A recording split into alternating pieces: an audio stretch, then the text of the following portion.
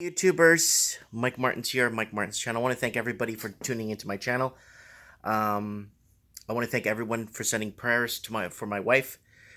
I got some good news. Problem was found, resolved, eradicated, and she's feeling great. Yesterday in the morning when I opened the shop, I was open for maybe 15 minutes, and I got a call. You got to come home. I'm bleeding a lot. And I'm like, okay. I close the shop. I kick everybody out of here. There's quite a few people in here already shopping, and I put a few sales through because people really wanted to get something. So I put a few sales through, and I apologized.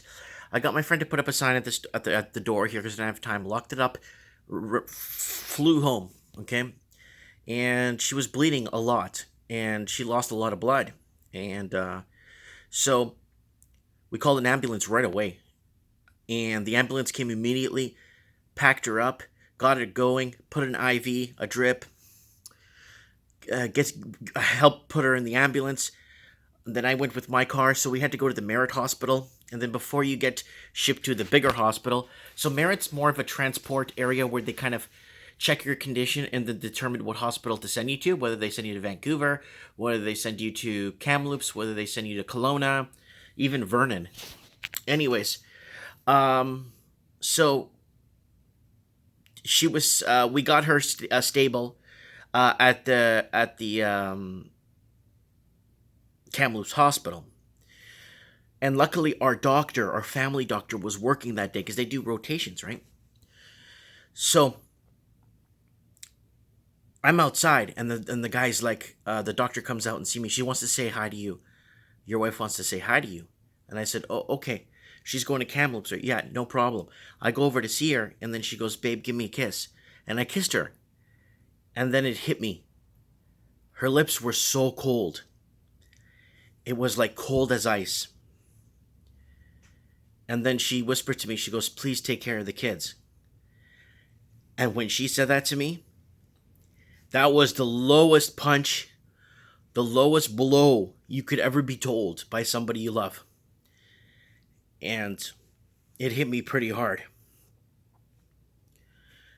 And I'm like, like, I get in the car, I make it. I'm on my way to Kamloops, the highway, right? And the highway's clear. There's nobody on that highway, right?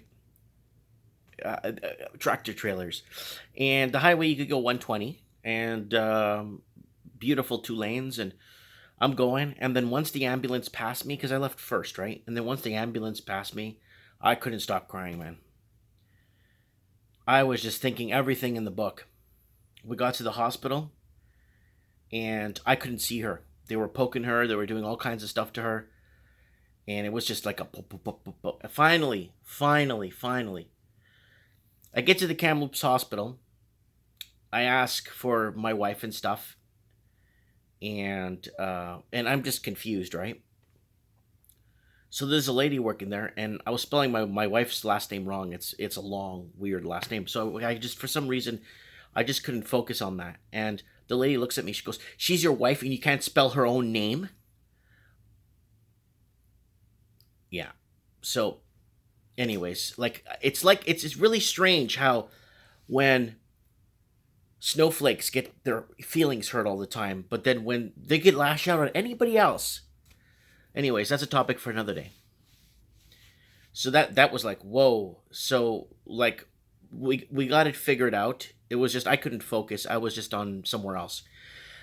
I sat down like they told me to. I went in to go see the wife like 20 minutes after, and she's feeling okay. I'm like, you're okay? It's like, yeah. So she got two blood transfusions, right? So she getting the blood transfusion, the second one in Kamloops, and she's talking to me, and she's like a little bit of cramping, and I'm like, so what's going on? Did something break inside of her? Is she okay? Right? And they're like, oh no, nothing broken. It's like she's okay inside. I go, then what's why does she have so much blood? Oh, she had just a massive infection inside, and it was all clotty, and it finally came out today. The body rejected it and just pushed it out.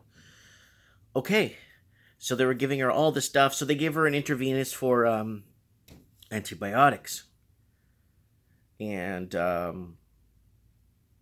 three antibiotics in a row. They wanted to send her home like at 9 p.m. I'm like, we need to spend the night here, doctor. Oh no, but she's doing good. She's walking around. She's going to the bathroom. I know, but can we please spend the night here? Because they don't have any room. The hospitals are overbooked. They're understaffed, and everyone's working their heads off.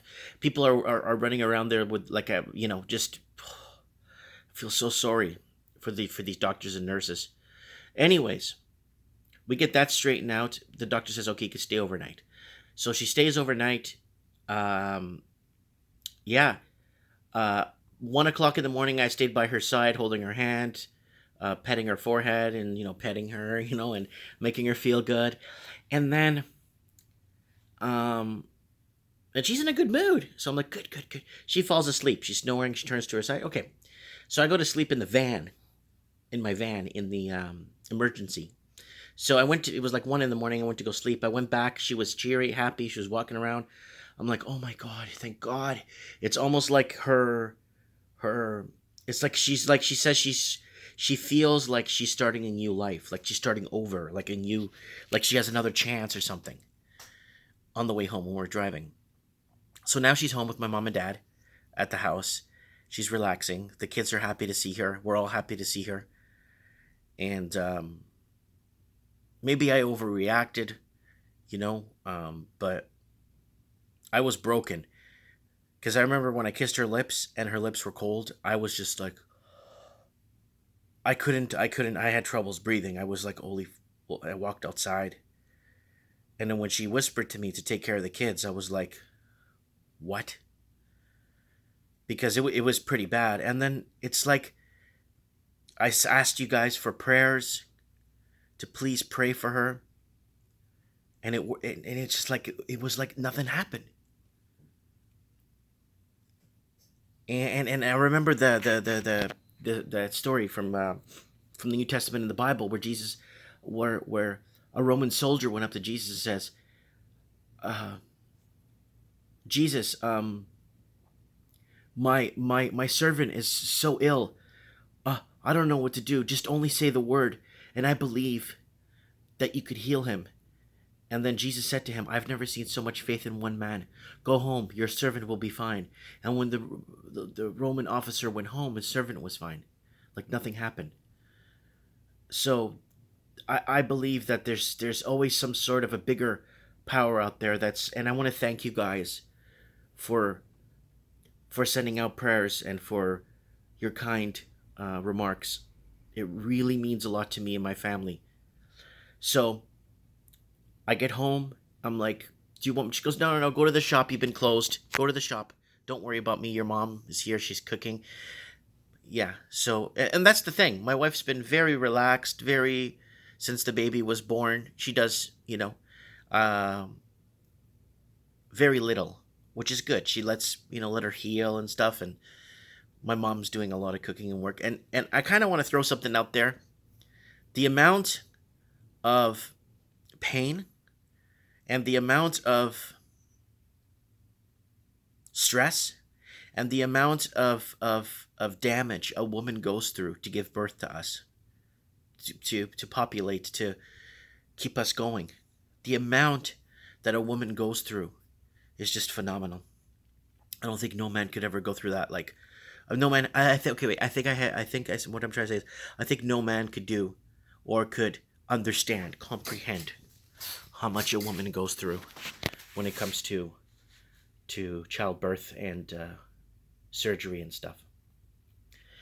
Anyways, guys, I just wanted to throw this out there. I want to thank everybody for being there for us, and it's really good to know that I have friends out there that could back me up when the time gets rough. Anyways, guys, thanks so much. I'm here at the shop. I already had a few customers come in and ask for my wife and stuff, and that's the little bonus about living in a small town. Everybody knows everybody, and everybody cares,